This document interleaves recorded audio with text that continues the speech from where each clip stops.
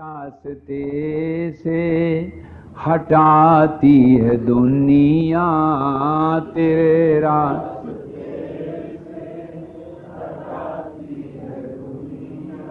इशारे से मुझको बुलाती है दुनिया इशारे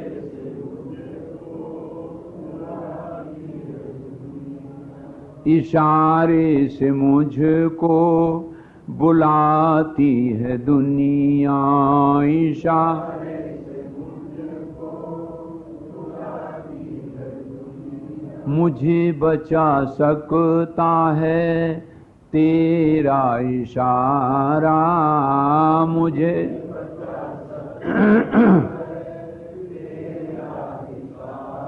तेरा ही गुणगान गाता रहूं मैं तेरा हृदय में तुम्ही को ही ध्याता रहूं मैं हृदय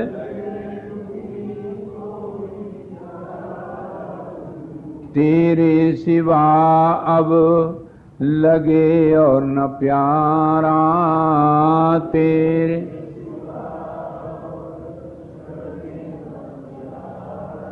कहीं छूट जाए न दामन तुम्हारा कहीं छूट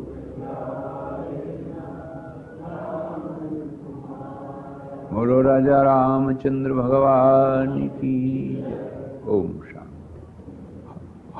नारायण नारायण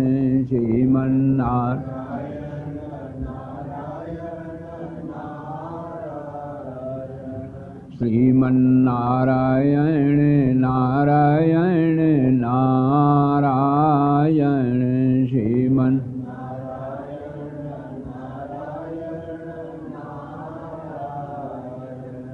श्रीमन्नारायण नारायण नारायण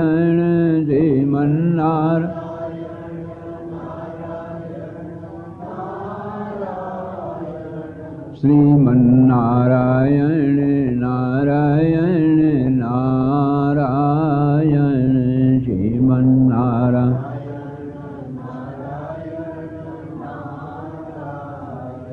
जेहि जाने जग जाए ही राई जे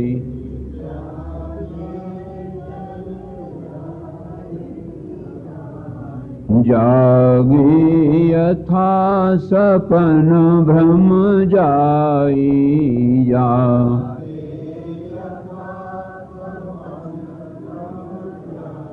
जासु कृपा अस भ्रम मिटि जाई जा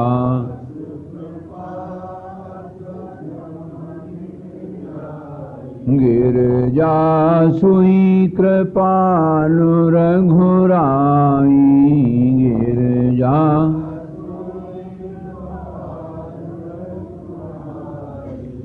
नमो महद्भ्यः ब्राह्मणेभ्यो नमो नमः। परम प्रेमास्पद परमात्म स्वरूप कल आप सुन रहे थे कि महाराज जनक ने किस प्रकार से सिद्धों से गीत सुना और इसके पश्चात उन्हें किस प्रकार से वैराग्य हुआ। फिर इसके पश्चात जब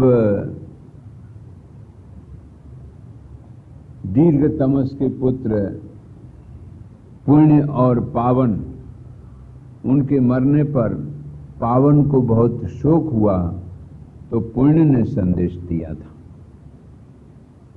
कि तुम इतने जन्मों में कभी हिरण बने कभी ऊंट गधा अरे क्या क्या बनते गए, तो जब जो बने उनके जाति के रिश्तेदार उनके जाति के भैया बांधव आपके संबंधी बन गए।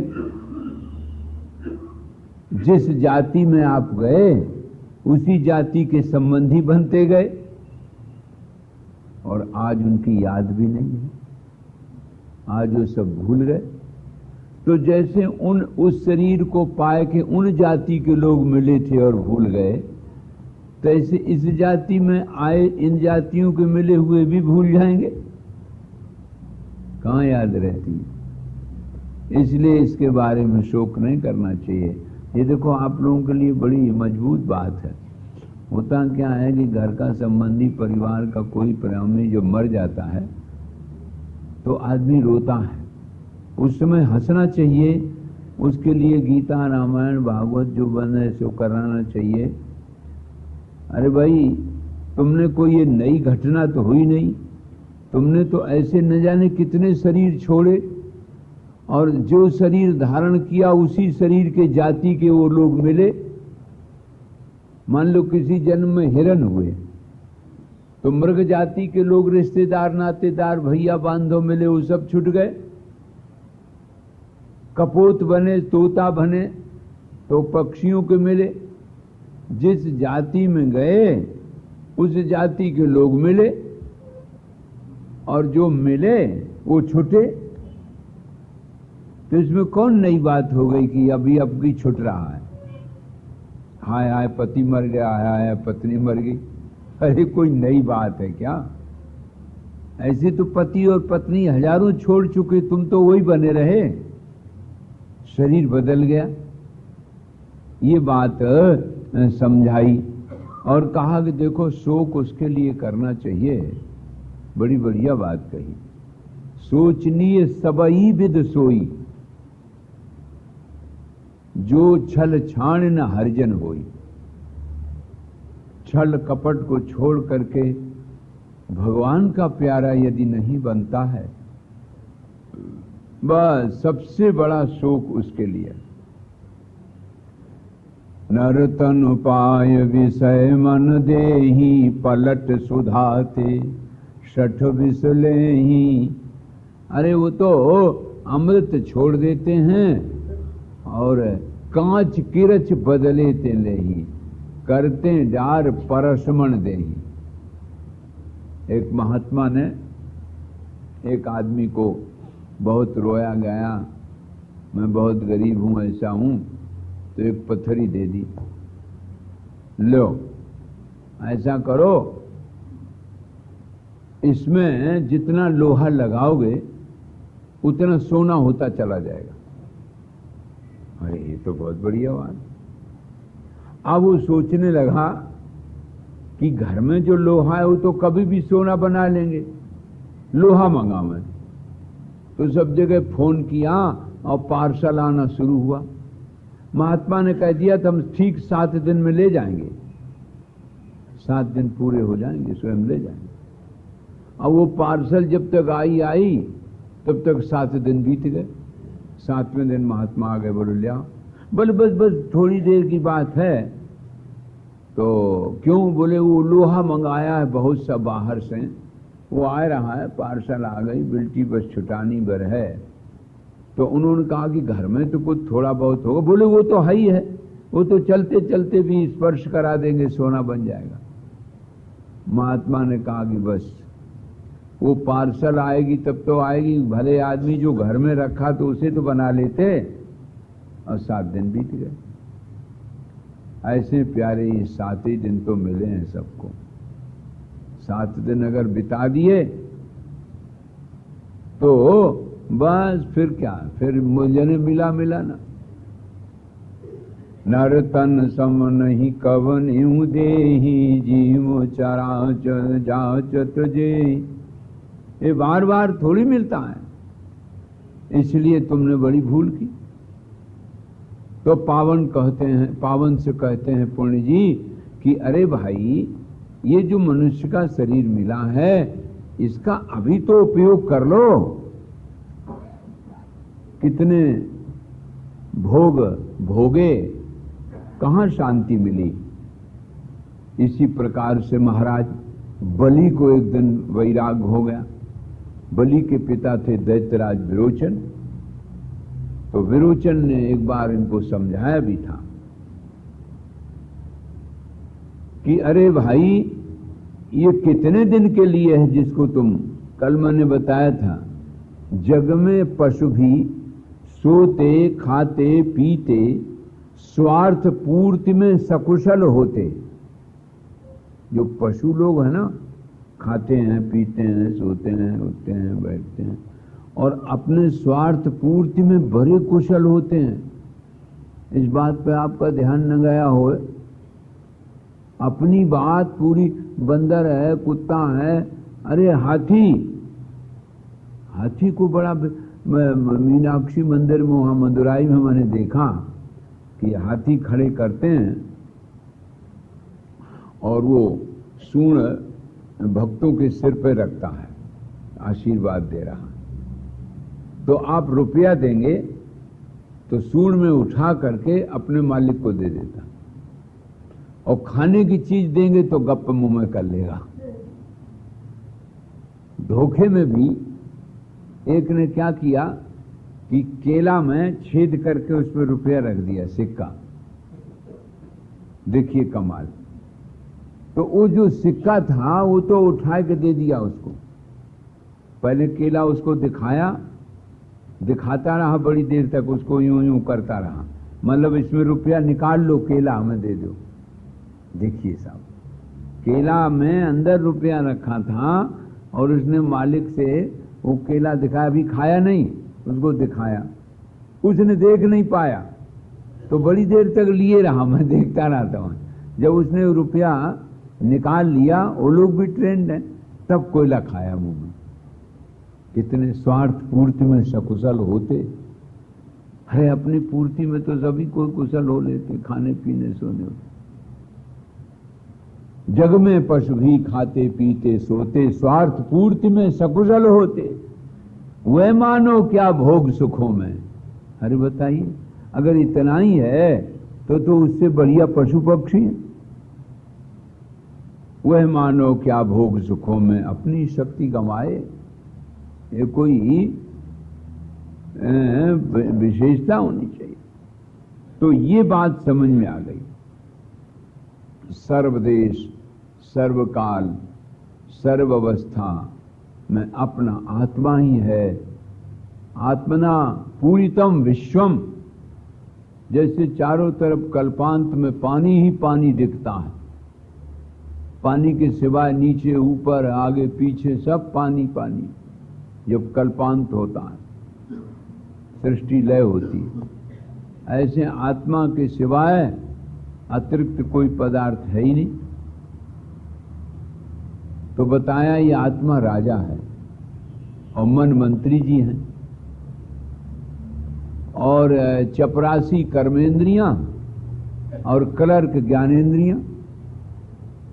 ये देखो, बिना ज्ञान के, बिना, पहले आंख देख लेती तब पैर आगे कदम धरते, पहले नाक सूंघ लेती है तब आप भोजन करते हैं। और देखिए इस फैक्ट्री भी भगवान की कैसी बढ़िया, नाक यहां न लगा कि यहां लगाते और कान यहां लगा कि यहां लगाते, तो बड़ी गड़बड़ी हो जाती। भोजन करने के लिए कौल सामने आए तो इधर ले जाते, पीछे उधर नाक को सूंघा में तब ले आए। है देखो सामने फिट कर दिए, फिटिंग भी बढ़िया है। ये भगवान को धन्यवाद दो कि यही नाक यहां न लगा कि यहां लगा देते। हाँ? अच्छा, और नहीं तो तुम्हारे माथे में टीवी फिट कर देते, तो तुम्हारे मन में जो बात आवे सो सामने वाला आदमी देखेगा तुम्हारे माथे की टीवी में, तो लात जूता चप्पल वहीं पड़ने लगे। तुम मेरे बारे में क्यों सोच रहे हो, तुम मेरे बारे में क्यों सोच रहे। तो भगवान ने माथे में टीवी भी फिट नहीं की, बोले चलो मन में तुम कुछ सोचते रहो, कोई बात नहीं, बाहर वाला नाराज नहीं होगा। और कान नाक अपनी जगह पे फिट किए जिससे कोई गड़बड़ी ना हो। पहले आप देखो, पहले आंख देख लेती तब कदम धरते, पहले सूंघ लेते हैं, पहले सुन लेते हैं, तब लाठी डंडा पे तैयार होते। तो ज्ञानेंद्रियां पहले काम करती, तब कर्मेंद्रियां काम करती। ज्ञान का संबंध कर्म से इतना घनिष्ठ है, इससे बढ़िया उदाहरण और क्या मिलेगा।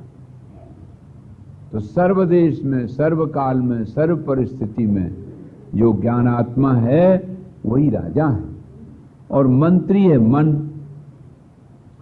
होता क्या है कि ये मंत्री जी इंद्रियों को आज्ञा दे करके, इंद्रियां हैं उसकी सब, भाई कलर के चपरासी तो मंत्री के अंडर में रहते, तो उनको आज्ञा दे करके भोगों की ओर दौड़ाते हैं।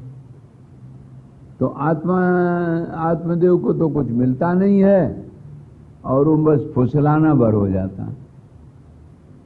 तो फिर क्या करे, बोले बस ये दोष दर्शन सबसे बड़ी चीज है। जन्म मृत्यु जरा व्याधि दुख दोषानुदर्शनम, ये बात समझ में आ जाए, संसार सर्व दुखानाम सीमांता किल जायते तन्मद्य पतते देहे सुखम आसाद्यते कथम। संसार दुखालय है, भोग से रोग होता है, ये बात समझ में आ जाए। भोजन तैयार है, थाली आपके सामने आ गई, भूख भी बहुत जोर लगी है, अनुकूल वातावरण भी है, भोजन के लिए कौल उठाया, तब तक सामने वाले ने ओंठ पे उंगली रख करके ऐसे कर दिया, खाना नहीं, छिपकली गिर गई। अब भूख भी लगी है, भोजन भी तैयार है, सब कुछ होने पर भी आप भोजन नहीं करेंगे। इसी प्रकार से जब आपको भोगों में दोष दर्शन होने लगेगा तो इससे अनासक्ति हो जाएगी, आसक्ति समाप्त हो जाएगी। अनासक्ति होते होते मंत्री जी बस में हो जाएंगे। तो साधक के लिए चाहिए कि 3 भाग करें मन का। एक भाग में तो शास्त्र का चिंतन करवाए, मणिराम से कहा है कि भाई तुम शास्त्र का चिंतन करो, ये भी जरूरी है। और दूसरा भाग सेवा में, गुरुदेव की सेवा, संसार की सेवा, समाज की सेवा, जो तुम्हें पाठ मिला है उससे करें। और एक तीसरा भाग और रह गया, जो तृष्णा त्याग के परमात्मा में लगाए। तो 3 भाग मन के हुए। होता क्या है कि 3 तो दूर रहे, पूरे पूरे सब भाग इसी में लगाए हुए हैं। आज क्या करें, कल क्या करें, परसों क्या करें, ये विचार जो सोचते रहते हैं, किसी तरह से नहीं आऊ, धन मिले, अर्थ मिले। अरे बाबा, वो तो मिलना ही है, उसके लिए क्या सोचना। सोचना है तो परमात्मा के लिए। चिंता की जगह चिंतन हो जाए, राग की जगह अनुराग, वासना की जगह उपासना। और जब ये हो जाएगा तो ये मन आत्मचिंतन करने लगेगा, संसार की तृष्णा निवृत्त हो जाएगी। आशावश, ऐसा संसार में विचित्र हिसाब है। संसार की विचित्र है। आशावंत जेते नर जग के तमाशा बने, उत्तजी जिन आशा तिन जग ही तमाशा है। संसार से सुखों की आशा करने वाले व्यक्तियों को चाहिए, संसार क्या सुख देगा। तजी जिन आशा तिन जग ही तमाशा है। संसार से सुख की आशा का परित्याग जिन्होंने कर दिया, उनके लिए नारायण ये जगत तमाशा बन जाता। और अगर नहीं किया तो जगत के तुम ही तमाशा बने रहोगे, तुम ही तमाशा बन जाओगे। ऐसा कुछ खेल है जगत का। श्रीमद् भागवत में आया कि हंसावतार में भगवान प्रकट हुए। उन्होंने पूछा था प्रश्न, सनकादिकों ने ब्रह्मा जी से, अपने पिताजी से, कि पिताजी, हमारा मन विषयों में जाता है और विषय दौड़ के मन में आ जाते हैं। और ये रस्सा कसी बराबर जने कब से चली रही, जैसे गज और ग्राह की, गज और ग्राह की लड़ाई। ग्राह भीतर को खींचता है, गज बाहर को खींचता है। यही प्रवृत्ति जीव में चल रही है। तो महाराज, हम तो सोचते हैं कि मन लगे भगवान में और चला जाता है नाशवान में। ये कैसे निपटे? तो भगवान ने बड़ा सुंदर उत्तर दिया। भगवान ने कहा कि देखो भाई, जिस मन को तुम भगवान में लगाना चाहते हो, पहले विचार करो तो मन है क्या? अरे मन तो प्रकृति का है, क्षेत्र है। क्षेत्र की ओर जाता है, उसी बिरादरी का है, तो इसमें क्या दिक्कत है?